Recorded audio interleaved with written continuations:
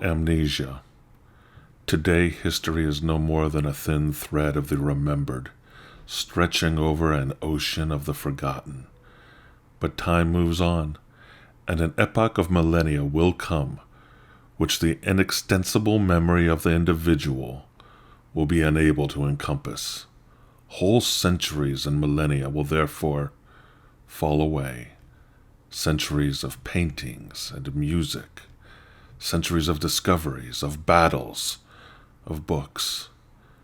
And this will be dire, because man will lose the notion of his self and his history, unfathomable, unencompassable, will shrivel into a few schematic signs, destitute of all sense.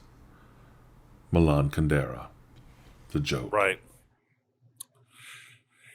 And one thing, a theme I heard through this this initial part of the conversation too, is this idea of historical amnesia, right? And I think Jesan was bringing it up in terms of, in the West, or at least in the United States, not teaching students enough about the Cold War era, so it becomes a distant memory to them. Zoe, in Greece, what is being taught about the Cold War? Because I think that also really informs Kundera's work. You can't really understand Kundera without understanding that he was in Czechoslovakia. Okay. He was part of the Communist Party. He left the Communist Party because of Stalinism and the extremes of Stalinism. And that many of his books, what intrigued many readers about his books in the 1980s when he became popular, was how foreign the world he created in his novels were to Americans, because they didn't really understand it. But I imagine that's pretty different maybe in Greece and Eastern Europe where you're at. Okay. So I wanted to avoid this question, but since you put me on the spotlight, I'm going to tell you something that's going to shock all of you. So in Are you going to get us canceled? I look forward to being shocked. I would love to be shocked. Please shock me. Go ahead. I'm ready. Shock me. So in Greece, we don't learn any foreign history. We spend 12 years of having history every single year, like 3 to 4 times per week. And we only learn our own history and nothing else from our own Christian Orthodox perspective and nothing else. So we spend like ancient Greek years, and then we move to Persian, and then we move like to Byzantium and Roman history, and then to Turks and Turkocracy, and pretty much up to what's happening right now, but not even one chapter about what happens anywhere else in the world. So do Greek youth know anything about the Soviet Union or have an understanding of what that entity was? No. Wow. Some of them, damn. like, from the movies. We only have the American perspective from the movies when we watch like Captain America and movies like that. So we do know. I tell you this: if you go and on Captain America is super accurate. That is like a documentary. And you grab random Greek person in Athens, let's say, and ask them about when was World War II over. Maybe most probably they won't have any idea, because we just focus on when Turks left the country, what happened inside, and then events like Hiroshima and Nagasaki. You will find endless Greeks that have no idea what this is. Wow! Because so that we never does learn. really bring up the idea of historical amnesia, because I think to channel Milan Kundera, I think, and what he's saying in many of his books is that that's a political act to erase history so that people don't have those reference points, right? Mm-hmm. So I just had a, and I know this is not a podcast that focuses on history or geopolitics, but I just had like a geopolitical click go over in my head, because for years I've never understood why the Greeks and the Turks are still locked in like anything. Like what do you care? Like things have moved on. Don't forget the Armenians. Oh, and and the Armenians. Let's throw them in there, right? They're coming off the ring, in off the high ropes, like in Turkey, like in a wrestling match. Talk about the Armenians, actually, but like that's amazing. It's been conserved 100% from both ends. All this history, like I'm sure from the Turkish perspective, Greece is just one more country under Turkish occupation among endless other European and Asian countries that were under Turkish occupation. From the Greek perspective and the way we've been taught of this history in schools, it's like we were this super great nation with this great history. And by the way, in our books, the way it's portrayed, it's like we jump from the ancient Greek years to the Turkish occupation, which of course is not, of course it's not true. We have nothing to do with those people anymore. And that's also a result of why there is so much nationalism in Greece right now, up to this day. And that goes back to how I got cancelled on TikTok, by the way. So let's go tell that story. Jodah, you didn't bait my breath. She baited my breath. I'm going to be quiet. She's a breath baiter. I'm going to be quiet for the next 5 minutes now. I got to absorb that. Like I got to absorb that. Okay.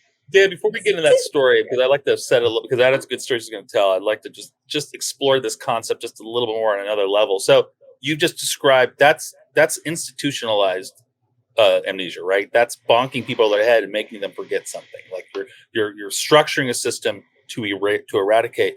But Dan and I were also talking about non-institutional social amnesia as well, right? That it can kind of happen up through natural processes. And the example I was talking to Dan about it the other day, which I thought was interesting because there was no nefariousness in this, is that age takes a toll on your ability of social memory.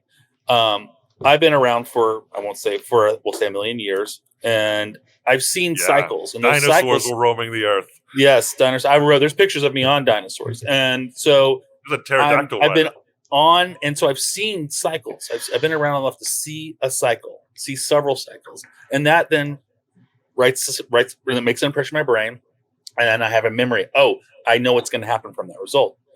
Sometimes we'll get in my work in various places. We'll have like people who are just fresh out of college. They have not seen these cycles, and so they'll be making decisions based upon whatever little mini cycle they've seen against this broader sort of thing. And sometimes, if you have a very youthful run company, the memories of people who perhaps, let's say, saw the 2008 crash or the 2001 crash or whatever, those are lost to them. They're anecdotal and maybe not even known. And you can see them actually making the new mistakes. So there seems to be sort of an aspect to amnesia that occurs just through, again, not through nefarious reasons, but through just the order of growth in humanity and age cycles to some degree.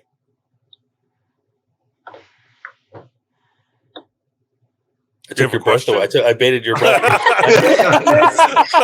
Thank you, Jodah, for this thought. I'm combining everything together in my head right now. I'm coming up with a theory of reality. I can relate to this from a higher ed perspective. You have new teachers come into the institution. They don't have the institutional memory. And they, think, oh, I'm going to change everything. And I'm going to do this radical thing that's going to change how students learn. And it's like, yeah, we already tried that 10 years ago. We can try it again.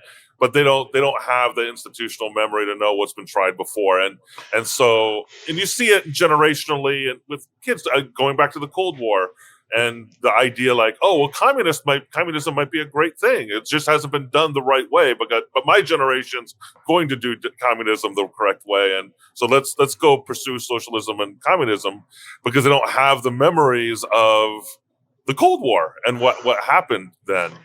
Well, and there's also there's also a second order function of this. And I'm now I'm collapsing everything together in my head. Thank you, Zoe and Jodah. Everything is collapsing now in my head. So this is good. So I can actually talk coherently, I think. I think we're also missing another aspect to this when we talk about that idea of cycles or historical amnesia or very specific institutionalized amnesia. And I work with a lot of organizations, just to make this very relevant to leadership, where the people who had all of the wisdom, not the knowledge, because knowledge you can get off of Google. Who cares about knowledge these days?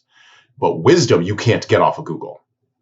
So I can find all kinds of data, statistics, facts, blah, blah, blah, blah, blah, to do my job about whatever project it is I want to launch. But the wisdom to launch it, that goes going out the door encased in a human body that's called, euphemistically, a baby boomer, and we're going to punt that guy to the sidewalk and hire somebody else who's younger, cheaper, and has energy, but has zero wisdom. And so I work a lot of times with organizations to take that wisdom that's in, quite frankly, people with gray hairs' heads, take that information out of their head and put it in a database somewhere so that the shiny, happy new people can go access that wisdom.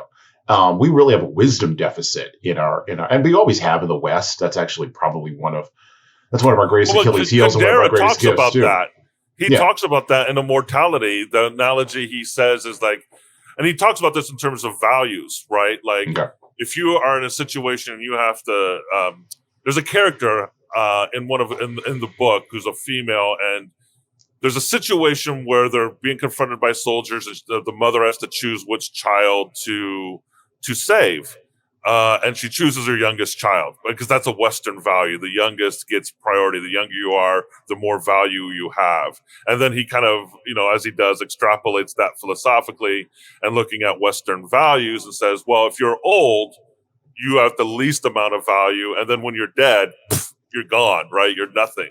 And I've seen this in other trainings on intercultural training.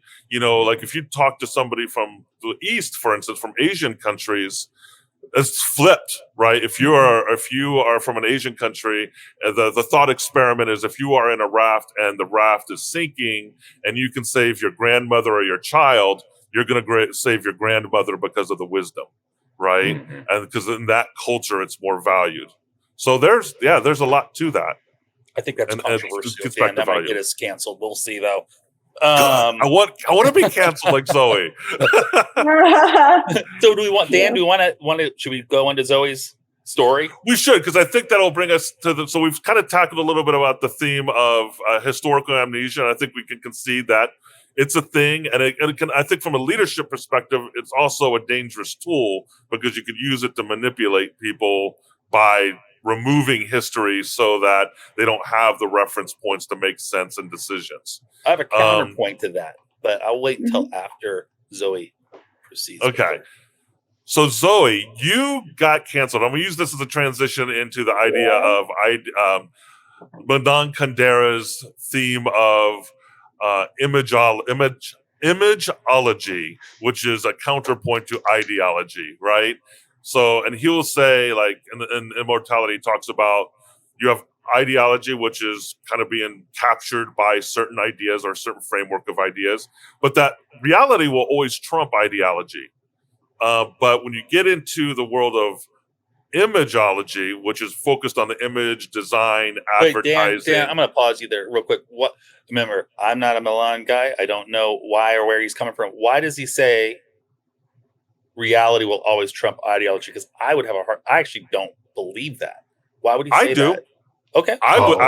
That's something I say all the time too. You might have a certain framework about how you think the world's going to work, but it's going to run up against reality at some point. But I got to agree with Jodah on this one. I think you're both wrong. I got to agree, but I got to agree with Jodah on this one. I think we are at a specific cultural inflection moment, and Jodah knows what I'm about to say. This will get us canceled, where we have people who are claiming things about the fundamental nature of reality that just are signs of mental illness. Sorry. Like, if I go out into the rain, I'm going to use a very easy example here. If I go out into the rain and get wet, water is still wet. I could identify as dry all day long. I'm still wet. And if I demand that you all identify me as dry when water is wet, I'm saying something about deconstructing the fundamental nature of reality. That's an ideology. That's where we're at right now in the West. And let me reduce that to even a smaller tale of psychology, which says that humans are rationalists. We don't look at evidence and easily and say, hey, I'm going to change my rationale. We rationalize the evidence to against what we already believe. I think Zoe just was making some comments earlier that we will justify things against our current belief systems, regardless of what, we will make sure it fits into our. I can imagine the wall's not there, but if I'm speeding into the wall, as much as I imagine the wall's not there, I'm going to crash into it and die. Right. And that's what I mean by you can have whatever ideology or belief system you want. Yeah. If it really doesn't conform to reality, you're running into a wall that you're not going to like at some point. Yeah, when Kundera speaks about reality getting stamped by ideas, he doesn't really mean general reality. I think he means your specific reality. And he means a person's reality that is so limited by their beliefs and their ideology. That's what's going to be crushed by different ideas. Because every person, they grow up in a specific system. Like, for example, we talked about Greece before. You talk about World War II, for example. In Greece, we grew up to think that for some reason, there was German occupation at one point. We didn't have the context of what was happening through our books. We just thought that at one point, Germans attacked Greece and there was German occupation. That was it. What was happening to the rest of the world? No. So then, this is my reality. And I have so many things to back it up because I actually learned it in school by my significant others, which is my, the place of concern where I am. But I want you to frame out a little bit more because I want to understand this distinction that you're drawing inside of Kundera's work between general versus specific reality. Like, can you frame that out a little bit more? Because you read more. The thing is that every person believes their reality to be their reality, but it's not their reality; it's your reality. And I think that that's what he's trying to solve with every single book. For that man who said that this woman doesn't want to sleep with him because he's so special, and that's her way of honoring his being special, it's real, his reality. We shouldn't, there is a big distinction. We always think that people are full of shit. And maybe they are, but it's not necessarily because they're trying to bullshit you. Most of the times, they're just bullshitting themselves. And it's not real that they know. That's another thing. I'm a psychologist, and all the time people tell me they have to know. No, they really don't. They really don't know. They really think that's the reality. And that's what gets crushed.